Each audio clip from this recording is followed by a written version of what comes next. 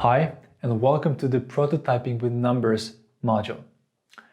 I think we can all agree that pen and paper are a great prototyping tool. You can use them to quickly draw something, get feedback from people, and also see for yourself how you would have designed this thing. Well, the same goes for math. Math is a phenomenal prototyping tool, and in this chapter we will learn why it is and how it can be used this way. I know a lot of designers who shy away from numbers. I mean, we all do. We all shy away from very complex mathematical equations and messy spreadsheets.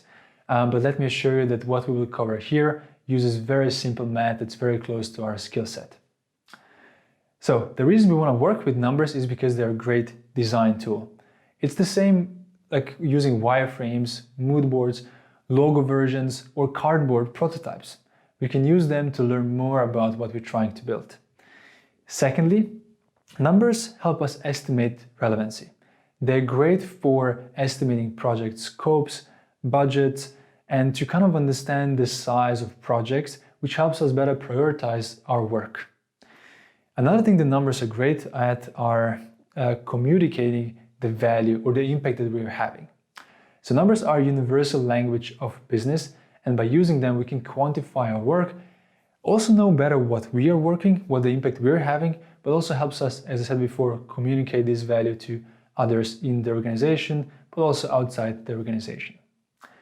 So in this module we will cover 4 chapters. In the first 2 we will look more deeply into how to use numbers as a design tool. In the third one we will see how to use it to estimate the relevancy or the sizes of certain projects and ventures. And then lastly, we will go into a specific thing, which is how we can use numbers to quantify our work. But as I said before, let's start with using numbers as a design tool. And let's start with a short story here. So imagine you would be working on a product or a venture that would lose $1 billion in just 2 years. That wouldn't feel great, right? Well, that's exactly what happened to Disneyland when they launched their first Disneyland in Europe. So Disneylands were a great success in the US, and many visitors actually came from Europe. So that's why the owners and the managers just thought, hey, let's open one in Europe. So they did a huge research and analysis of more than 200 locations, and in the end they decided to open one in Paris. So they started with construction around 1990s, and in 1992 it was opened up. It was amazing. It had 15 beautiful rides, almost 6,000 hotel rooms, dozens of restaurants, and so on. But it was a huge, huge fail. So even though it actually at one point it was the best visited paid tourist attraction, it was losing more than $1 million per day. And the reason for that is because in the planning of this Disneyland in Paris, the managers and the investors were they were relying on the numbers from the US market. And here's the difference. So what happened in the US, on average visitors stayed for 4 days. They bought a lot of high margin merchandise, such as t-shirts, caps, and so on. They also ate in the restaurants, in the Disneyland restaurants throughout the day. These are all the things that did not happen in Europe. So usually, on average, the European visitors stayed only for 2 days. One of the reasons for that was that in the beginning, the park, the Disneyland, had only 15 rides, so there wasn't really much you could do after 2 days. Secondly, they didn't eat in the restaurants throughout the day because the European culture is to eat at noon and also then noon for lunch and then dinner in the evening. So there was a huge there was a peak hour basically in the restaurants, so the Disneyland restaurants couldn't really cater to all the visitors. So a lot of them actually even had to drive out of the Disneyland complex, which is also lost revenue. And lastly, also Europeans didn't buy so much high margin merchandise. So all of these factors led to this huge fail of the Disneyland in Europe. So this story tells us something about designing new things. And this important thing is that designing something new is inherently unpredictable. Now, the thing with the numbers is that they feel very exact. And when we have a number for a certain market or when we're starting a new venture, we can always try to use certain proxies and we feel like we are safe. But the whole story of what we are trying to explain in this chapter, in this module, is that numbers can be used as a design tool to surface these assumptions. So when we have something that's inherently unpredictable, we can use numbers not to play as if we know what's going to happen, but we can use numbers to identify what can go wrong. We can use numbers to then create this experiment and a great testing plan. So now let's imagine that we are trying to open a food truck serving ramen food. And let's apply this thinking of using numbers as a prototype. The first thing we have to do is start with our end goal. So let's start with an assumption that we want this food truck to make $500,000 in revenue per year. So let's forget about cost for now. So we're just focusing on the revenue, which is $500,000. So what we want to do now is create a numerical prototype with numbers, which would lead us to this goal, which is $500,000 in revenue. So what we need to define is the price. We need to define how many days we're working, how many ramens we can serve per hour, which brings us then to this number of $500,000. So in our case, let's say that the price that we're charging is $10. So per dish, we can charge $10. Let's assume furthermore that we're going to be working 250 days per year. And let's assume that we can make 20 ramens per hour, which means we can make 200 of them per day, assuming that we're working 10 hours, of course, which brings us to this number. So obviously in the creation of this scenario, you have to start with something. Maybe the first number you put down is $15 and as a price, and then you see how many ramens you need to get your $500,000, then you put something else. So you're basically playing with these different scenarios until you create one or a few of them that feel realistic, at least on paper as a prototype. So we have scenario number one. We also created scenario number two, which assumes that we're gonna be charging a lower price, which is $8 per dish. Assuming we work still 250 days, we would actually now have to serve 25 ramen dishes per hour, which is 250 per day. Both of these scenarios are achieving the same result though. So what we have done now is we have created a numerical prototype, which achieves our goal. So now we have to surface these assumptions, right? So we have three big assumptions here. The first one is the price, right? So we are assuming we can charge $10 per dish. Secondly, we have how many dishes we can create and sell per hour. So in this case, in the case of scenario one, that was 20. And lastly, we have the number of working days, because that at the end of the day is also an assumption. We could be working less or more depending on who is working, what is the appetite of our workforce to work on the weekends, holidays, and so on. So as designers, what do we do now? We look for the riskiest assumption and create a test. So in this case, I think the riskiest assumption is the fact that we will be able to create 20 ramen dishes per hour with consistent quality. So to turn this around as a hypothesis, let's say that we predict that we will actually be able to create and serve 20 ramen dishes per hour with consistent and repeatable quality. Experiment that we would run in this case is we would hire a kitchen for a week, a professional kitchen, and in there we would run these 1-hour cooking sprints with a goal to prepare 20 ramen dishes with consistent quality. So the main goal, the main metric, the objective is to basically achieve 20 consistent ramen dishes per hour. If we achieve that, then our hypothesis is accepted.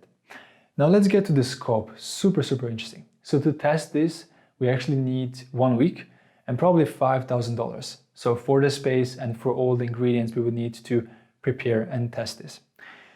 So what's really interesting about this final point, the scope, is the fact that this is much cheaper and faster than opening an actual food truck. So typically how we would go about this, and a lot of founders would go about this, is they would just open the food truck and hope that everything works out. But by actually surfacing these assumptions, we can see that we can test them much cheaper and quicker. So instead of spending $200,000 on actually setting up the whole business, we can just for $5,000 quickly test one of the riskiest assumptions, which is, can we actually prepare the amount of dishes that we need to make this a sustainable business? Now let's imagine that we actually do prove, we accept the hypothesis, we can prepare 20 ramen dishes. There are other questions we can be asking out of that, because this is like a good puzzle or a story. It just leads us to the next question. In this case, even if we can create 20 dishes per hour, the question is, can we create enough ramen dishes for the peak hours? So probably there's going to be a peak hour around lunchtime and dinner time. So we won't be having this regular inflow of customers. So we won't have 20 customers each hour, even though we may have 200 per day. We may have 20 in the morning, 80 for lunch, 20 in between, and then 80 for dinner. So in reality, we may need to be ready to serve 80 dishes for these peak hours. So you can see how just creating this prototype leads you to these more specific questions, that leads you to more specific experiments that really help you to understand if you're building a sustainable, not necessarily a business, but sustainable prototype, whatever that is, because we can apply the same thinking also for two different examples. But now let's actually have a quick review of what we have done and lay out the process. So the process actually has 3 steps.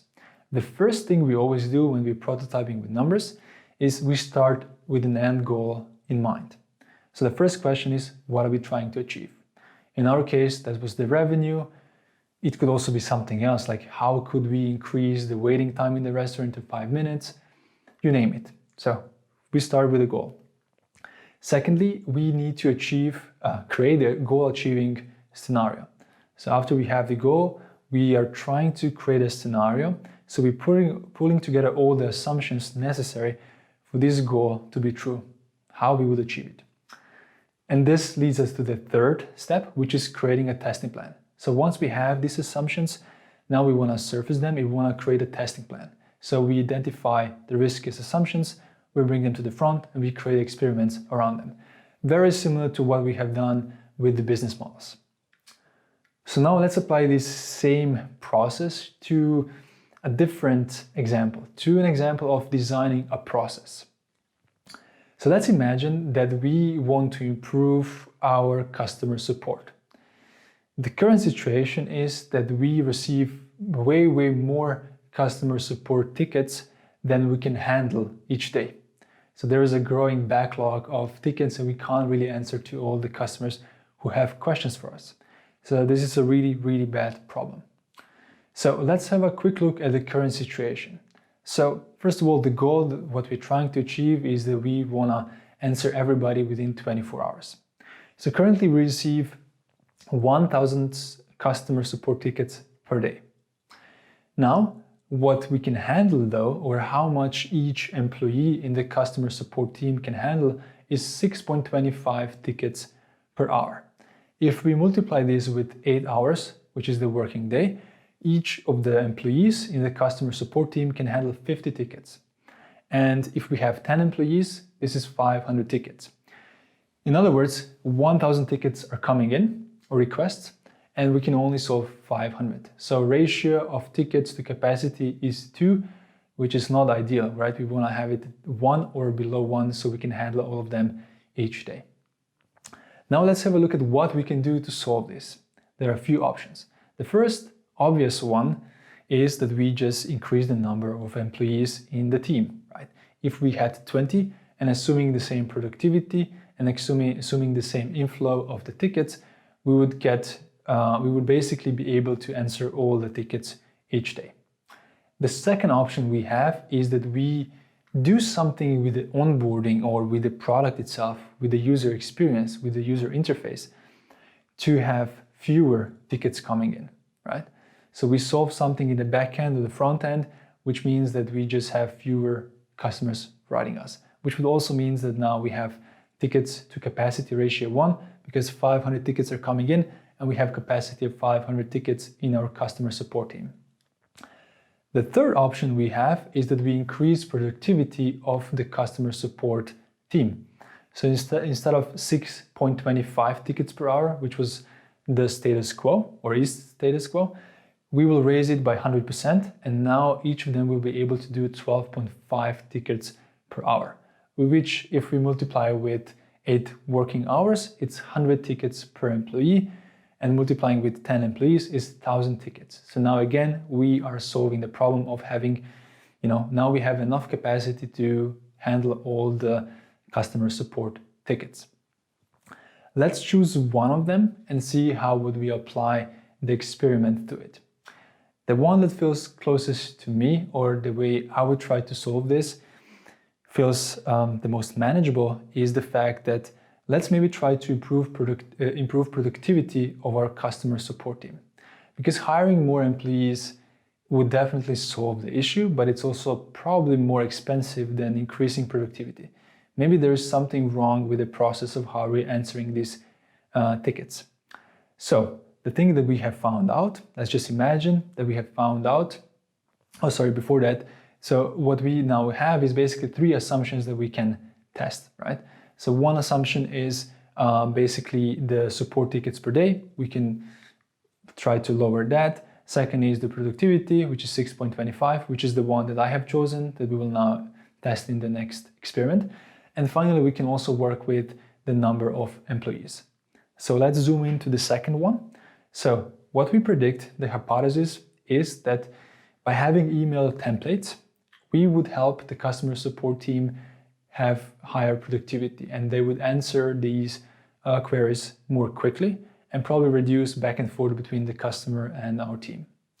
The experiment we would run for that is we would first analyze 500 emails, go to the questions, try to categorize them, and then create the templates for the answers. So basically, we're designing a process which would increase the productivity of our team. So the main objective, the main metric is that we want to increase the productivity of each customer support employee to 12.5 tickets per hour. The scope for this whole experiment is 1 month. So we think we need 3 members, 3 teams, 3 employees who will basically be able to analyze these tickets, prepare the templates, and create a new process and roll it out to the customer team. So this roughly costs $30,000 for us to try out, but it could have huge benefits. So what we're trying to show here is that numbers are a design tool that can help us design UX, products, operations, business models, and so on. In other words, numbers can be the prototyping tool, the same that wireframes, logo versions, cardboard prototypes are, right? We can use them to identify these tricky points in our concepts and to create this really rigorous experimental path which leads us to the best solution. So there you go. Now we know how to use numbers as a prototyping tool, but in the next chapter we will see how to use more advanced prototyping scenarios with more advanced business scenarios. So see you in the next chapter.